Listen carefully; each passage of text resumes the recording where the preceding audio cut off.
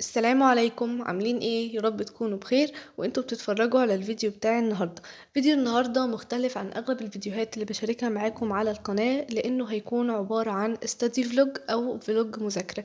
يعني فيديو النهارده هيكون مذاكره بس مفيش اي حاجه تاني. هنذاكر مع بعض عربي وفلسفه وتاريخ وكمان ماس. يعني ما شاء الله فيديو النهارده كده مليان مذاكره كتير.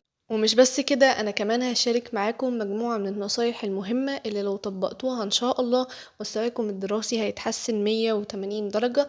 وبرضو فيديو النهاردة هيكون فيديو تحفيزي في تحفيز.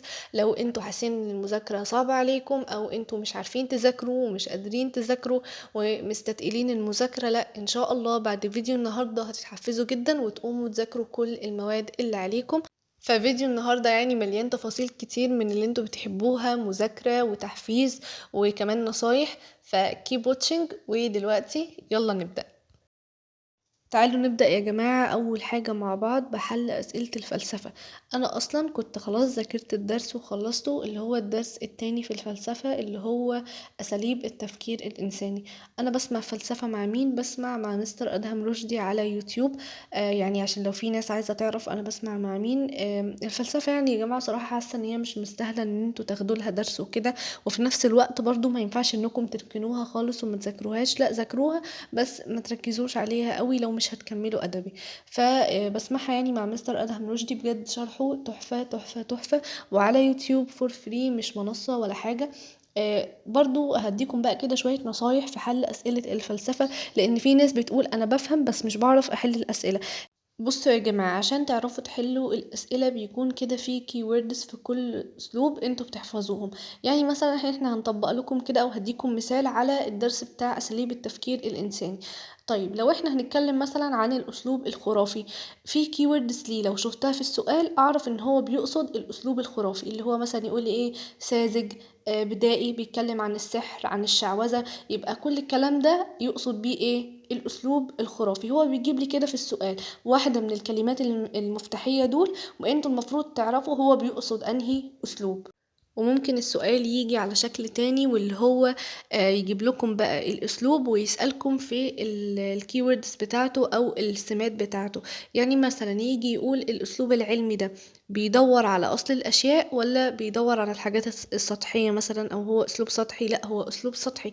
يجي يسألنا الاسلوب الفلسفي، هو قريب العلل ولا بعيد العلل؟ لا هو بعيد العلل. يعني هو بيديكم هنا بقى الاسلوب وبيسألكم عن الكلمات المفتاحية. يبقى أهم حاجة عشان تعرفوا تحلوا فلسفة هي الكلمات المفتاحية. فالكلمات المفتاحية دي مهمة جدا، لازم تذاكروها كويس وتحفظوها. هي أصلا مش بتبقى محتاجة يعني حفظ، لأن هي أغلبها بيكون سهل. يعني بيكون مرتبط أصلا بالكلمات المفتاحية دي، بيكون مرتبطة بالحاجة اللي احنا بنتكلم عليها. يعني الأسلوب اللي هو الخرافي ده أكيد بدائي وأكيد ساذج وكده، فمش محتاجة اللي احنا ايه يعني نحفظها قوي. بعد ما خلصت خلاص حل الفلسفة، هندخل بقى على مذاكرة التاريخ. بس قبل ما نذاكر التاريخ هوريكم بقى اللابتوب بتاعي بعد ما ظبطته كده، حطيت عليه الستيكرز بتاعت محمد صلاح. انا كنت قلت لكم بقى في الفيديو بتاع مذاكرة العربي. وعلى فكرة بقى لو ما شفتوش فيديو ازاي بذاكر عربي ده لازم تشوفوه، لان بجد لو عندكم اي مشاكل في العربي ومش عارفين تحلوها اتفرجوا على الفيديو ده وان شاء الله كل مشاكلكم في العربي هتتحل. ما علينا، انا كنت قلت لكم بقى في الفيديو ان هو اللي انا ايه ضيعت الستيكرز، بس الحمد لله يعني دورت عليهم ولقيتهم ولزقتهم بقى على اللابتوب. بجد غيروا شكل اللابتوب 180 درجة، بقى شكله احلى بكتير. بصوا هنا بقى، انت اقوى مما تظن، انت تحاول والله يرى، على قد حلمك تتسع الارض. حاجات بقى كتير كده، ستكون يوما ما تريد، لا تخف من الفشل. يعني تحفيز برضو. بحب قوي الستيكرز دي، عشان ايه؟ كل ما تيجوا بقى تذاكروا هتشوفوها وهتتحفزوا ان شاء الله وتقوموا تذاكروا اللي عليكم. دلوقتي بقى هنذاكر مع بعض التاريخ. انا برضو بسمع تاريخ على يوتيوب مع ميس مارينا عاطف. انا عايزاكم يا جماعة ما تاخدوش دروس في يعني في كل المواد، لا.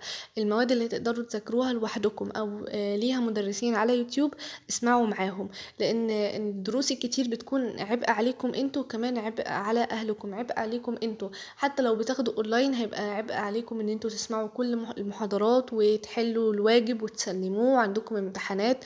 وعبء على اهلكم طبعا في المصاريف المصاريف، لان عايزين بقى طبعا مصاريف دروس ومصاريف لو اونلاين كمان عندك بقى النت، لازم يبقى عندكم نت على طول. فبيبقى عبء عليكم قوي، والموضوع اصلا سنة تمهيدية، يعني السنة اولى ثانوي او اولى بكالوريا سنة تمهيدية، وكده كده كلنا ناجحين. يعني انتوا عندكم اعمال سنة 70% و30% على الورقة، فاحنا كده كده كلنا ان شاء الله بنكون داخلين الامتحان ناجحين، فما تصعبوهاش يعني على نفسكم. خلصنا مذاكرة التاريخ، ندخل بقى على مذاكرة العربي. انا اصلا كنت عامله لكم فيديو منفصل قبل الفيديو ده على طول عن طريقتي في مذاكرة العربي، لو حابين تتفرجوا عليه هتلاقوه على القناة. بس في الفيديو بقى بتاع النهاردة كده انا هركز معاكم على فرعين شايفاهم ان هم سهلين جدا ومش محتاجين منكم مذاكرة كتير او ان هم ياخدوا منكم وقت، واللي هم الادب والقصة. بالنسبة للأدب، الأدب السنة دي عندنا بتحسيه كده ان هو بيديكي معلومات عامة عن كل فترة زمنية عن الأدب، يعني اللي اتكتب في كل فترة زمنية. يعني في العصر الجاهلي هو مش بيتكلم بس عن الأدب في العصر الجاهلي، يعني بيديك مثلا قصيدة جاهلية أو كده، لأ، هو بيتكلم عن البيئة الاجتماعية، البيئة الزمنية، البيئة المكانية، الكلام ده كله، فتحسي ان هي ايه، معلومات عامة اصلا احنا يعني يبقى عندنا خلفية عنها، او المعلومات العامة دي اصلا مش بيجي ايه يسألنا فيها، فمش محتاج ان احنا نقعد نحفظ ونعيد ونزيد فيها. وبالنسبة برضو للقصة نفس الفكرة، هي القصة مش بيجي بقى زي اعدادي يسألنا عن الشخصيات وعن الاحداث او كده، لا، هو مثلا يجي يسألنا ما شعور عنترة في هذه الفقرة، يسألنا عن الايه، عن الأسئلة الاستنباطية اكتر من اللي هو بيجي يسألنا عن مين عمل ايه، مين قال ده، مين عمل كذا، لا مفيش كده. فمش مضطرين برضو ان انتوا تقعدوا تقرأوا القصة وتحفظوها، لو فهمتوها باللغة العامية فخلاص انتوا اول ما هيجيكم الفقرة وتقرأوها هتعرفوا تطلعوا منها يعني تطلعوا منها الإجابات بتاعة الأسئلة، مش محتاجين ان انتوا تقعدوا تذاكروا القصة كتير. وبالنسبة للفروع التانية اللي هي النحو، النحو معروف يا جماعة، تعرفوا القواعد، تحفظوا لو في حاجات محتاجة حفظ بتحفظوها وتبتدوا تطبقوا عليها، لأن النحو أهم حاجة عليه التطبيق. والتطبيق ده طبعا بيجي مع ايه، حل الأسئلة الكتير والأفكار الكتير، وإنكم تركزوا وانتوا بتحلوا. يعني النحو بشوف ان هو نص إيه، عشان تتقفلوا في النحو محتاجين نص مذاكرة ونص ايه، ونص حل. انما مثلا بقية الفروع مثلا زي مثلا فرع النصوص والبلاغة، بشوف مثلا النصوص محتاجة ايه، حل اكتر من ان انتوا تذاكروها، لان هو اصلا النصوص علينا ايه، النصوص بتجيلنا كلها متحررة، فانتوا مش برضو مش مضطرين ان انتوا تقعدوا تحفظوا النص اللي هو مثلا زي شباب متسامى للعلا وكهول، ده اوعوا تحفظوه او تحفظوا المعاني اللي فيه، هو كده كده بيجيب لكم ايه، نصوص متحررة. وبرضو النصوص والبلاغة مرتبطين ببعض، لان هو بيجي يسألني عن الايه، عن البلاغة في الجزء بتاع النصوص، بيجي يقول لي مثلا طلع المحسنات البديعية، فبرضو حاولوا انكم تربطوا ما بين النصوص والبلاغة. خلصنا كده مع بعض مذاكرة فلسفة وتاريخ وعربي. دلوقتي تعالوا ندخل على مذاكرة الماس. انا مش هذاكر بقى معاكم ماس، انا هحل الهومورك بتاع الدرس، لان انا خلاص عندي درس يعني قريب جدا، والمفروض ان انا ايه، اروح احل الهومورك بتاعه.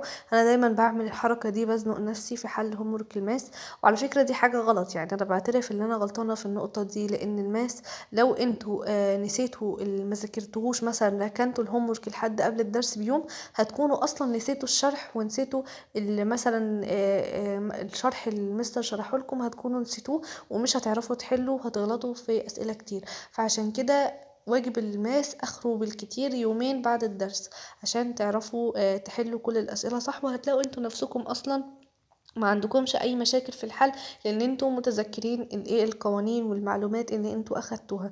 نصيحة تاني يا جماعة، ما تحلوش الماس ابدا وانتوا مش مركزين. لو حاسين ان انتوا راسكم مصدعة او ان انتوا مش مركزين دلوقتي ومش فايقين، ما تحلوش ماس.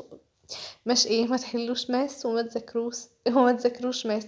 مش عارفه مالي النهارده، حاسه جالي تلعثم، بس ما علينا. ما تذاكروش ماس ابدا وانتوا مش مركزين، عشان الماس عايز تركيز. يعني مثلا حلوا الواجب بتاع الماس ايه، مثلا بعد صلاه الفجر، او بعد العشاء، مثلا في الفتره اللي انتوا شوفوا اكتر فتره في اليوم انتوا بتكونوا مركزين فيها وفايقين فيها، وحلوا ماس. لأن المصيبة بتاعة الماس لو في خطوة واحدة غلط المسألة كلها هتبوظ، ولو في حاجة انتوا مش فاهمينها، يعني مثلا في حاجة مش عارفين تطلعوها في المسألة محتاجة تفكير، برضو مش هتعرفوا تحلوا المسألة سببها. فهو خطوة واحدة بس، يعني الماس ده ايه يعني كله مترتب على بعض. لو في حاجة معرفتوش تطلعوها المسألة كلها مش هتتحل، لو في خطوة حلتوها غلط المسألة كلها هتبوظ. فهو بجد محتاج تركيز، ومحتاج ان انتوا تكونوا في كامل تركيزكم. آخر نصيحة في مذاكرة الماس هي إنكم تهتموا إنكم تحلوا أسئلة كتير أكتر من إنكم تهتموا بمذاكرة الدرس. يعني انتوا خلاص ذاكرتوا القوانين أو الثيرمز اللي هي النظريات مثلا، وطبقتوا عليها في الدرس مثلا، أو حليتوا اللي هو التراي باي يور سيلف ده. فبعد كده انتوا تخشوا على طول تحلوا تدريبات كتير، واهتموا برضو إنكم تحلوا اللي هي الأسئلة اللي هي بمستويات عليا وأسئلة التفكير، لأن الماس بيبقى فيه أفكار كتيرة، والافكار الكتيره دي مش هتتدربوا عليه غير اما انتوا تحلوا اسئله كتير واسئله متنوعه. ابداوا بالاسئله السهله وبعد كده تدرجوا للاسئله الاصعب والاصعب، وهكذا، وان شاء الله هتلاحظوا ان مستواكم في الماس اتحسن.